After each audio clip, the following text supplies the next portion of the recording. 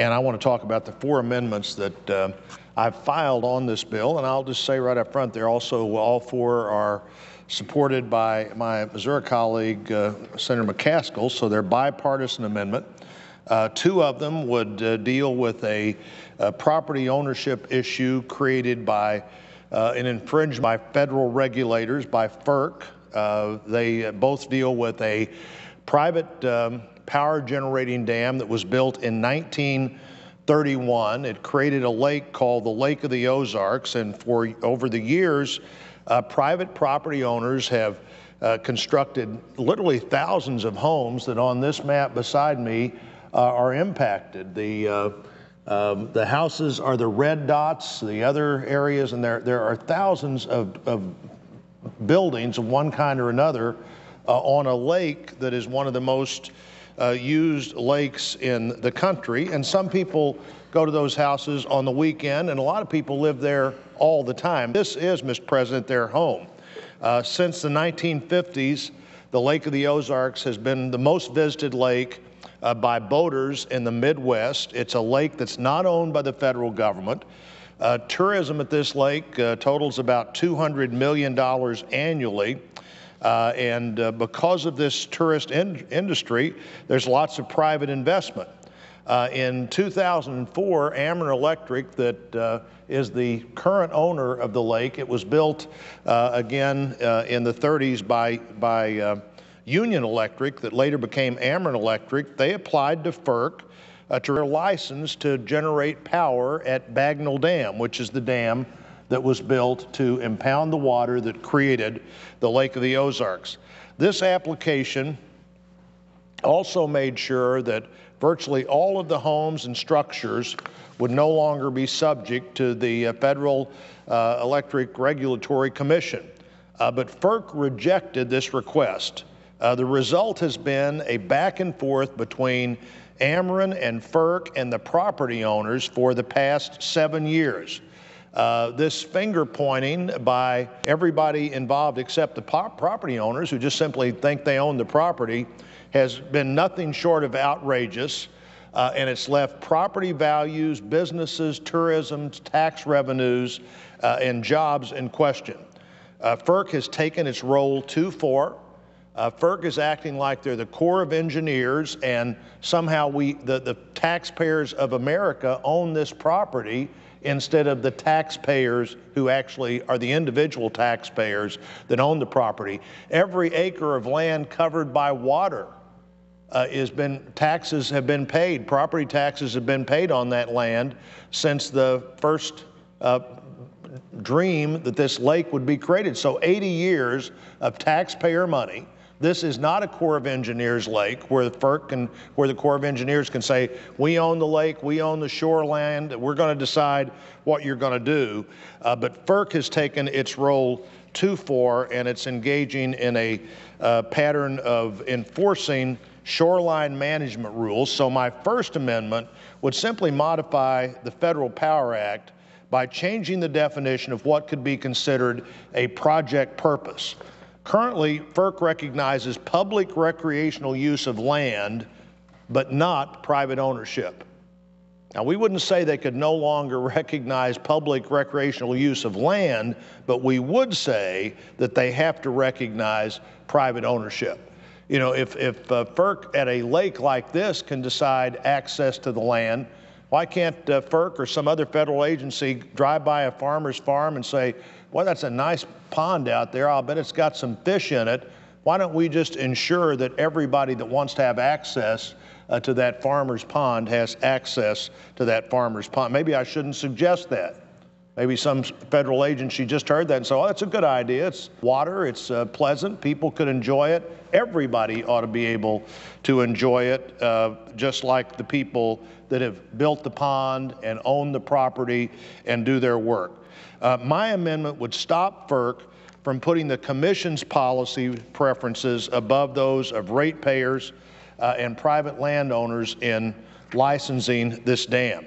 My second amendment would simply just redraw the boundaries of the Lake of the Ozarks to reflect the 662-foot contour as necessitated by changing water levels over the past 80 years. It would limit FERC's ability to issue an order to remove structures in what they now consider a project boundary until that boundary has been more finely settled. It would limit FERC's ability to reject applications as long as power generation is still preserved. You know, the purpose of FERC is to see that a power generating dam generates power.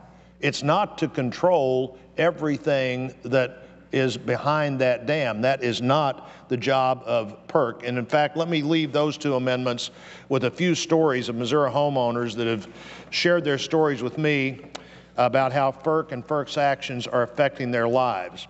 This is a 30-year-old house that these homeowners have paid property taxes on for 30 years. In fact, if you can see this large pine tree in front of this house, it was a seedling when they started paying property taxes. And that's a big tree. And they paid property taxes the whole time. It is their first home, it's their only home, and they've been informed that they are within the Bagnell Dam boundary, meaning they risk losing their house. In fact, it's one of 17 homes in this subdivision facing the same problem. In another home, Fred and Barbara purchased this home 15 years ago. It was built 35 years ago. So, Mr. President, these are not new homes that somebody has just put on this property in the last couple of years, and FERC's come in and say, oh, you made a mistake. This is a 35-year-old home that the current owners have lived in for 15 years. Barbara shared this with me on Facebook. She said, we've been paying taxes and upkeep on our homes, and new homes have been built around us within the last 2 years with permits and titles. These homes are not cabins. A majority of people live here year-round. We have our money invested in these properties in good faith when we brought them. This is according to the owner. When we brought them, going through the right procedures and thinking you are a property owner for over 16 years, then being told your deed isn't worth the paper it's written on, is something you can't understand how this can happen in the USA. Please really feel bullied. This is the Facebook note continued. Really feel bullied by the FERC agency and Ameren. We owe it to the citizens involved here to see that the federal government doesn't come in and just simply take their property. It's not fair. Imagine you get a new job somewhere. This is your home. You can't sell the home and buy to a new home because FERC suddenly decided after 16 years of paying taxes that your land is not owned by you, even though the county tax collectors thought it's been owned by you the whole time. Now let me discuss quickly the other two amendments that deal with flood control. The Missouri and the Mississippi River have both been impacted dramatically by flooding this year.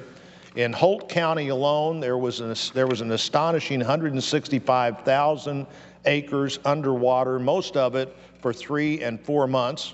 In Birds Point, in the Boot Heel in Missouri, another 130,000 additional acres of farmland underwater. So in total, we had over 400,000 acres, 600 square miles, something about the size of the entire state of Rhode Island, underwater during parts of this year. Vital transportation corridors have been closed, highways washed out, businesses shut down, and people have been dealing with this now for months. My first amendment, amendment number 976, cuts the bureaucratic red tape if all you're doing is putting back something that was there before the flood. If you're rebuilding a levee, if you're putting back things that were there before the flood, to rebuild levees or locks or dams that were damaged by the flood, you should just be able to do it. You shouldn't have to go through all kinds of studies to decide if the levee that you're putting back right like it was and where it was can be there again. This is the only chance we have to get these structures back in place before the 2012 flooding season starts. And of course, the 2012, it wouldn't have to be a flood this size to create great problems if the levee's already gone. And so that's what that amendment would do, Mr. President.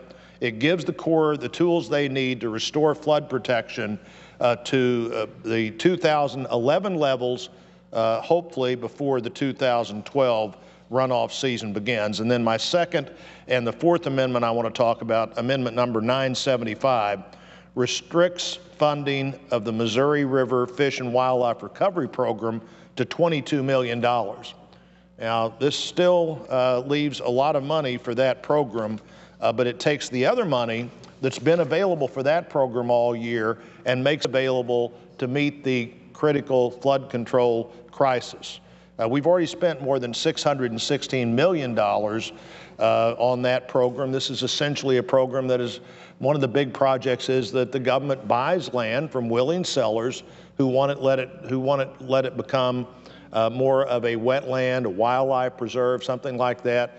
I'm not saying that willing sellers shouldn't be able to do that, but I'm saying for right now, $22 million, not something more like $72 million, is enough.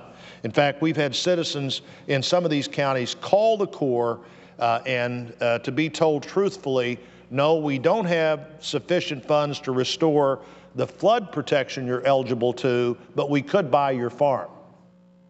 Now just imagine if you're on the other end of that call and you're a family farm and you're making a call, what can you do about the levee? What can you do to get our flood protection back? And they say, well, we can't do anything about the levee, but we could buy your farm.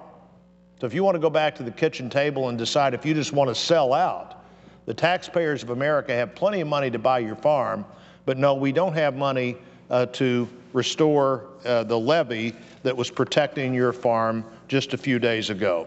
Mr. President, it's not acceptable. That's why Senator McCaskill and I are co-sponsoring all four of these amendments.